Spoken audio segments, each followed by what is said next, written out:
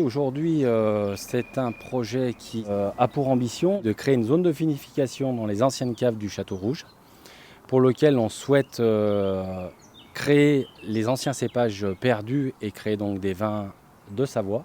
Sur l'étage, en lien avec le vin, la restauration, et sur les étages supérieurs, une zone de couchage pour pouvoir accueillir les convives qui viendront se restaurer et qui pourront par la même occasion y dormir. Aujourd'hui, j'aurais souhaité que ce projet soit compris. Il l'est compris par plus que la majorité.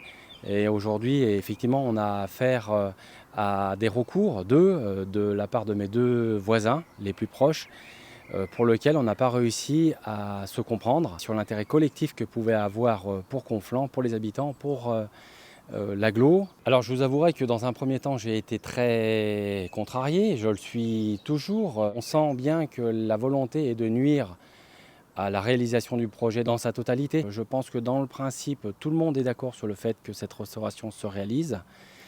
Là où il y a plus de contestations, c'est dans le principe du projet. Nous avons donc la création d'un parking qui apportera très peu de nuisances en réalité et qui permettra de ne pas saturer des places de parking sur Conflans qui sont déjà à ce jour totalement saturées. Dans tout projet, dès qu'on fait quelque chose, de toute façon, il y a toujours des gens qui sont contre. Effectivement, quand on est riverain d'un nouveau projet immobilier, je le vois tous les jours avec tous les permis de construire qui sont déposés, on a toujours les riverains qui ne sont pas contents, pas satisfaits.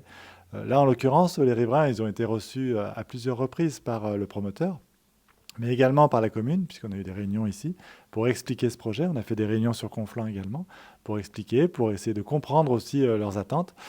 Me semble-t-il, le promoteur avait répondu à toutes les attentes. La collectivité aussi a pris sa part pour améliorer les gênes qu'il y aurait pu avoir.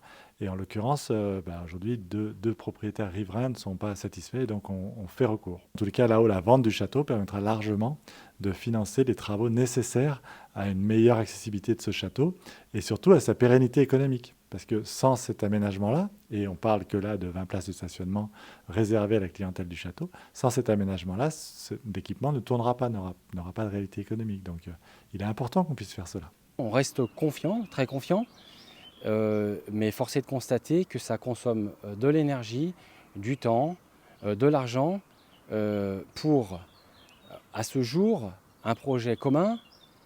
Et finalement, on va consommer de l'énergie effectivement pour des intérêts de quelques personnes qui sont des intérêts, à mon sens personnels et voire même égoïstes.